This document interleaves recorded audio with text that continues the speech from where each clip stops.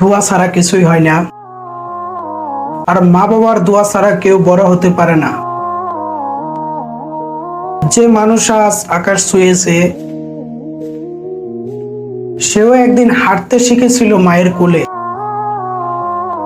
যে মানুষ আজ হাজার মানুষের অনুপ্রেরণা,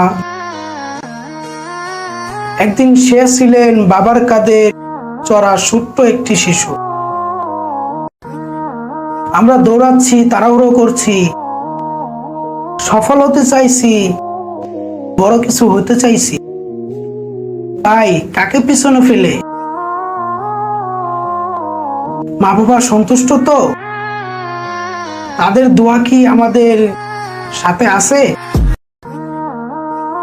স্মরণ করো, তুমি যত বড়ই হও না কেন, যদি মা বাবার মুখে তোমার জন্য দোয়া না থাকে,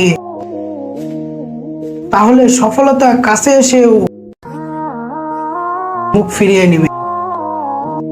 তাই আজই সময়, মা বাবার কাঁধে মাথা রাখো আর বলো, আমার জন্য দোয়া করবেন। এই দোয়াই তোমার সবচেয়ে বড় পুঁজি হবে।